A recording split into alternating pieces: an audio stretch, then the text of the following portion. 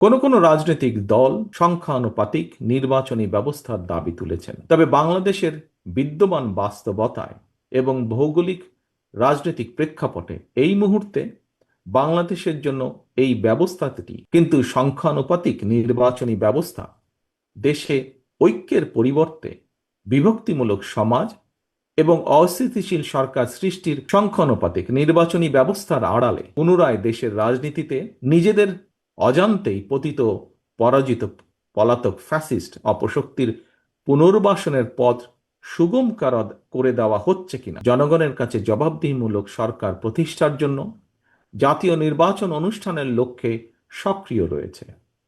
একই সঙ্গে রাষ্ট্র ও রাজনীতির সংস্কার কার্যক্রমের পাশাপাশি বিতাড়িত ফ্যাসিস্ট বিচার কার্যক্রমও শুরু করেছে। রাষ্ট্র এবং রাজনীতিতে সংস্কার এবং বিচার কার্যক্রম চলমান প্রক্রিয়া।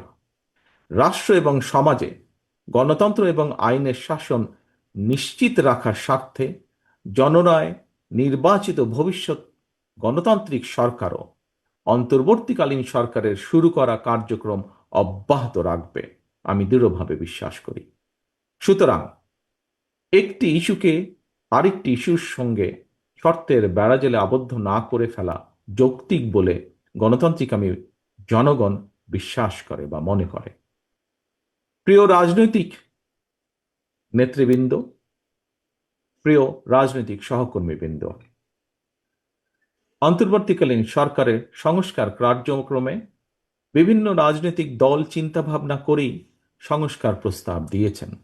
আমি দৃঢ়ভাবে বিশ্বাস করি দেশ এবং জনগণের কল্যাণে প্রতিটি রাজনৈতিক দলই যার যার বিবেচনায় উত্তম প্রস্তাবটাই উপস্থাপন করেছেন।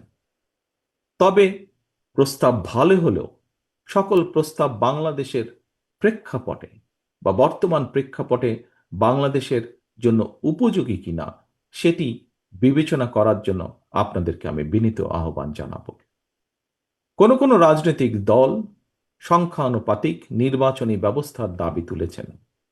বিশ্বের কোনো দেশে সংখ্যানুপাতিক নির্বাচনী ব্যবস্থার বিধান রয়েছে, তবে বাংলাদেশের বিদ্যমান বাস্তবতায় এবং ভৌগোলিক রাজনৈতিক প্রেক্ষাপটে এই মুহূর্তে বাংলাদেশের জন্য এই ব্যবস্থাটি কতটুকু উপযোগী অথবা উপযোগী কিনা সেটি গুরুত্বের সঙ্গে ভেবে দেখা জন্য আমি সকলের প্রতি অনুরোধ রাখব।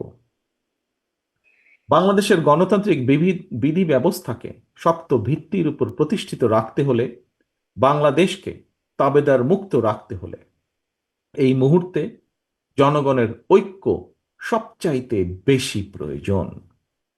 কিন্তু সংখ্যানুপাতিক নির্বাচনী ব্যবস্থা দেশে ঐক্যের পরিবর্তে বিভক্তিমূলক সমাজ এবং অস্থিতিশীল সরকার সৃষ্টির কারণ হয়ে উঠতে পারে কি না, এই বিষয়গুলো গুরুত্ব সহকারে আরও একবার ভেবে দেখার জন্য আমি সকল রাজনৈতিক নেতৃবৃন্দকে বিনীত আহ্বান এবং অনুরোধ করব।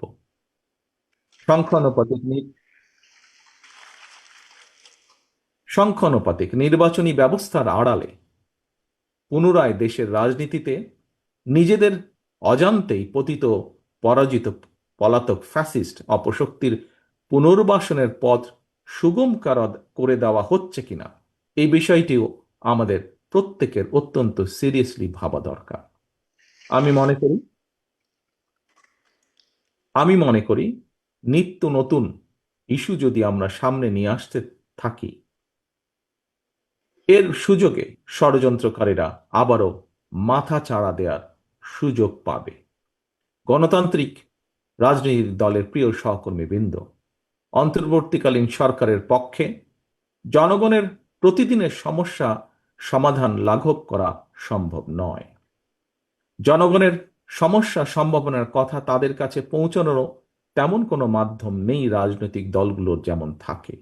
সুতরাং সংস্কারের ইস্যু নিয়ে আমরা যদি অন্তর্বর্তীকালীন সরকারকে ব্যস্ত রাখি, তাহলে হয়তো বা সেটি জনগণকে তাদের রাজনৈতিক এবং অর্থনৈতিক অধিকার থেকে বঞ্চিত রাখতে পারে।